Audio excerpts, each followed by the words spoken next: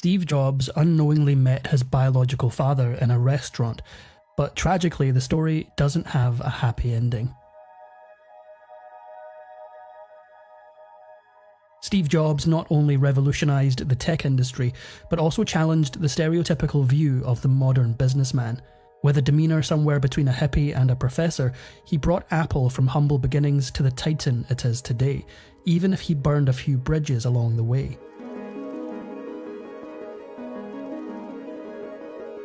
Born on February 24, 1955, shocking circumstances forced his biological parents to arrange a closed adoption.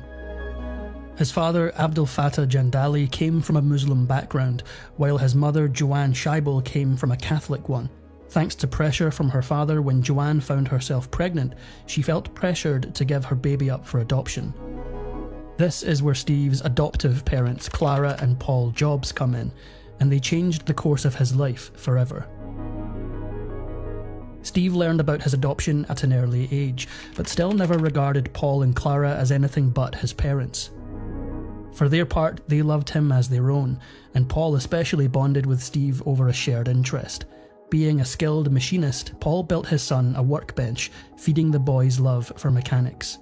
Steve undoubtedly exhibited high intelligence, but also fell victim to cruel mockery by his classmates. The bullying got so bad that the family decided to move.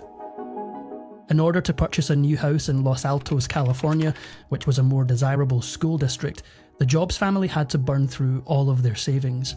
Homestead High School had connections to the tech-forward Silicon Valley, and it was here that Steve made some of his most impactful relationships.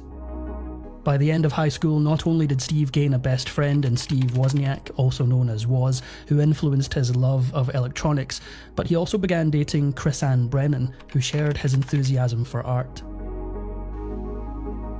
Beyond an interest in literature, the couple shared a desire to broaden their minds by exploring world religions, leading them to learn about and start practicing Zen Buddhism. This spiritual experience was bookended by Steve's work with Atari, but the alleged story about how he initially got hired is quite shady. According to Steve Wozniak, Steve Jobs landed his position as computer technician at Atari by presenting them with Wozniak's electronic board for a game design. Because the company believed the board was Jobs' work, they hired him.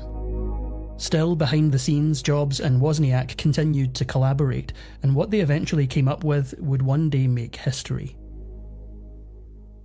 Up to this point, Woz had developed several ingenious projects while continuing his post-secondary education. Finally, in 1976, he came to Jobs with his newest innovation, a computer called the Apple I. Jobs and Woz officially formed the Apple Computer Company, an enterprise started as little more than a home project in Jobs' childhood bedroom. After the moderate success of the Apple I, Woz worked hard to follow up the product with the company's next great invention.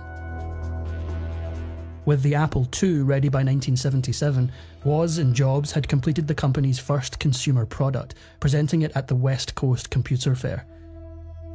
What likely felt like a bit of a gamble at first was quick to pay off, as the Apple II skyrocketed to being one of the first of its kind to reach mass production.